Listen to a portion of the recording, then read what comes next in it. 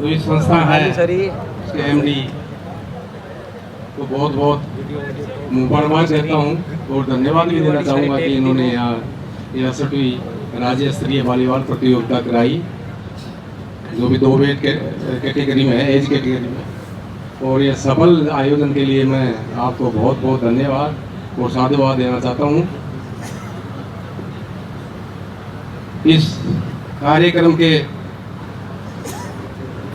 मुख्य अतिथि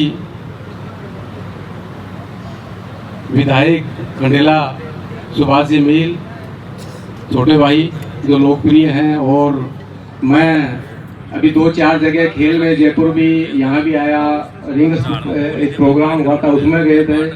तो ये हर प्रोग्राम में वहाँ स्पोर्ट्स माइंड से जाते हैं और बच्चों का मनोबल बढ़ाने के लिए। कल ही मेरे साथ में वहाँ थे एक लड़का, विश्व चैंपियनशिप में शूटिंग के अंदर गोल्ड मेडल लेके आया है, और मेरे को मालूम नहीं था कि सुभाष जी वहाँ आ रहे हैं। तो उस प्रोग्राम में भी ये यहाँ से टाइम निकाल करके वहाँ गए हैं।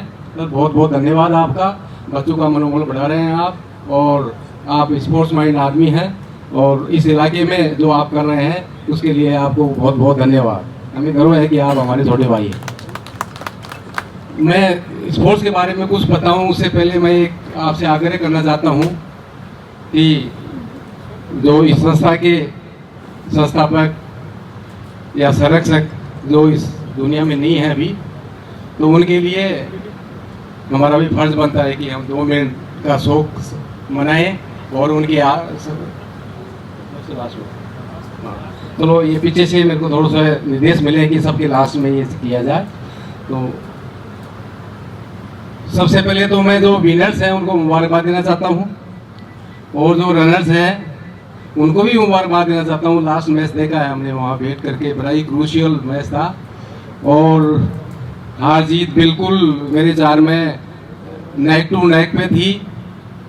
तो जो जीत गए उनको तो मुबारकबाद है ही है, लेकिन जो हार गए उनकी परफॉर्मेंस जो थी वो काबिल तारीफ थी। तो शायद वो जयपुर ग्रामीण है, तो जयपुर ग्रामीण की जो टीम है उसको भी मेरी ओर से बहुत बहुत मुबारकबाद, धन्यवाद। और आगे जो यहाँ आपकी कमी है उसको आप दूर कीजिए, सारा सब कुछ है। देखो, खेल का जो खेल है वो सिर्फ 3 बातों पे डिपेंड है: ट्रेनिंग, डाइट और रेस्ट।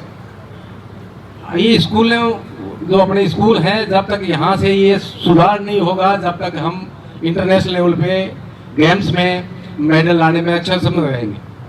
क्योंकि अब आप जो इंडिया गेम में प्लेयर रहते हैं और वो यहाँ के कम्पीट करते हैं, तो ये बच्चे उनके साथ में कम्पीट करते हैं, ये सिर्फ अपने इंडिविजुअल दम से करते हैं, या इनके जो पीटीआईज हैं या कोचेज हैं उनकी मेहनत ही काम करती है। लेकिन वो साइंटिफिक तरीके से जो एक प्लेयर बनता है ना, तो आप नेशनल चैंपियनशिप तक, स्टेट तक, वहां तक तो आप सक्षम होंगे। लेकिन आपको जब इंटरनेशनल लेवल पे भी वहां जहाँ गेम्स होते हैं, Asian games, Commonwealth games, Olympic games, वहां आपको सफल होना है, मेडल लाना है, तो आपका जो साइकिल है वो कम से कम 6 साल 8 साल का होना चाहिए, और वो उसी साइंटिफिक तरीके से ट्रेनिंग होनी चाहिए। उसके लिए पहले आपको तो ट्रेनिंग में कितने मोड होते हैं, उसका ग्राउंड होता है, कोच होता है, इक्विपमेंट होता है, घर की स्थिति क्या है आपकी, ठीक है, आपकी एजुकेशन क्या है, ये सारी चीज़ें खेल की ट्रेनिंग में इफेक्ट करती हैं। नंबर 2 पे आती है डाइट। अब आप उस हिसाब से ट्रेनिंग करेंगे तो डाइट पे अलग अलग होती है। कंपटीशन की डाइट अलग होती है, ऑफ सीजन की अलग होती है, स्पीड के वर्क की अलग होती है, इंड्योरेंस के वर्क की अलग होती है। तो ये सारी सब कुछ चीज़ें हैं, ये मेरे विचार में सरकार को भी करना चाहिए कि भाई ये सारी जो एजुकेशन है उसमें एक चैप्टर चलाया जाए कि भाई ये डाइट और ट्रेनिंग वगैरह क्या होती है। अभी ये बच्चे जब खेल लेते हैं वहाँ सारा सब कुछ है, एक डिहाइड्रेशन होता है कि शरीर के अंदर पानी की कमी होना। तो सिर्फ पानी की कमी को हम नहीं बोलते उसको, उसमें साल्ट्स होते हैं। हमारा जो ब्लड है, ब्लड के अंदर यदि 100 ग्राम ब्लड है तो 90% उसके अंदर वाटर होता है, और 10% उसके अंदर जो हमारा आयरन हुआ, फास्फोरस हुआ, पोटेशियम हुआ, ये चीज़ जो हमारे डाइट से मिलती है, तो वो डाइट हमारे को जो काम करती है। तो अभी इंस्टेंट जो डिहाइड्रेशन की बात थी, ये बच्चे इस गर्मी में, ह्यूमिडिटी वाली गर्मी में खेल रहे थे, जो बैठ रहे थे, ऑडियंस थे, उन्हीं के पसीना निकल रहा था। लेकिन ये क्योंकि वहाँ खेल रहे हैं और फिर इनके एनर्जी डाउन, जो एकदम एनर्जी डाउन होती है। अब आपको ये चीज़ कहाँ इफेक्ट करती है, यदि एक स्पेस मारता है और एक बॉल नीचे गिर गई या एक पॉइंट डाउन हो गया, तो यदि आपका अंदर का जो डाइट है, मेटाबॉलिज्म है, वो स्ट्रोंग है, तो आप उसको वापस पकड़ लेंगे। लेकिन यदि आपका शरीर में पानी की कमी होगी, साल्ट की कमी होगी, तो वो जो एक पॉइंट सामने वाली टीम जो है वो यदि आगे होगी ना, तो वो जो आपका मेटाबॉलिज्म है वो अंदर से कुछ ऐसा करेगा, यार मेरे को थकान हो रही है, सारा सब कुछ है, वो थकान डबल फील करेगी। ये साइकोलॉजिकल इफेक्ट कर रही है उस दिमाग को। तो ये चीज़ें डाइट का जो ध्यान, अभी कई बच्चे इसमें अकेडमी में हैं, तो अकेडमी वाले बच्चों को तो फिर भी डाइट है, लेकिन फिर भी वहाँ ऐसा कोई सिस्टम नहीं है कि भाई ऐसी डाइट दी जाए। अब कंपटीशन के टाइम पर जो डाइट ली जाती है ना, वो बॉडी के अंदर इतना ही वो होना चाहिए कि कार्बोहाइड्रेट रहे। प्रोटीन, जो प्रोटीन है, प्रोटीन नहीं ले, ऑफ सीजन में प्रोटीन ले जाता है, और कंपटीशन में यहाँ आपको खेलते समय भूख नहीं लगनी चाहिए, लेकिन पेट भरा भी नहीं होना चाहिए। तो ये कई चीज़ें हैं, सारा सब कुछ है। उसके बाद में आता है रेस्ट। यदि प्लेयर रेस्ट नहीं करेगा तो नेक्स्ट सेशन के लिए तैयार नहीं होगा। अब ये बच्चे खेल के आए हैं, यदि वो शाम तक रेस्ट करेंगे, और वो कंप्लीट रेस्ट होना चाहिए, बेड रेस्ट होना चाहिए ये कंपटीशन के बाद के अंदर। अभी आप घर जाएंगे, सारा सब कुछ है, जो अकेडमी वाले बच्चे हैं वो तो अपना अपना कोचेज हैं, उनके जो पीटीआईज हैं वो देख ही रहे हैं, सारे सब कुछ है, लेकिन एक रेस्ट होता है कंपटीशन के बाद में 6-7 दिन का, तो उसको बोलते हैं एक्टिव रेस्ट। ऐसा नहीं कि भी जा करके आप सो गए या बस खेल को छोड़ दिया। अदर गेम जो भी है आपकी हॉबी वाला, वो गेम पकड़ो, सारा सब कुछ ही है। तो मेरा ये कहने का मतलब यही है यहाँ कि खेल के अंदर बहुत ज़्यादा अभी इतनी गुंजाइश हो गई है कि इतना पैसा आ गया। अभी तो राजस्थान गवर्नमेंट भी बहुत कुछ देने लग गई है। नेशनल चैंपियन को 3 लाख रुपए दे रही है, स्टेट चैंपियन को लाख रुपए दे रही है, टीम गेम्स वालों को भी उनमें वो दे रही है, पैसा दे रही है, 2% जॉब है, और भी सारे सब कुछ है। एमएलए साहब वहाँ जाते हैं, वो बोलते हैं, सारा सब कुछ है। तो इनकी सारी जो देन है वो आप यहाँ करोगे जब वहाँ बोलेंगे। तो प्लेयर जो है वो आपको यहाँ जॉब है, ग्लैमर है, पैसा है, और दूसरी बात है, सबसे बड़ा है कि नाम है, और फिर आपको नौकरी ऐसी मिल रही है कि आपका शरीर ठीक रखना है। खेल का मतलब ये होता है ना, शरीर ठीक रखना है।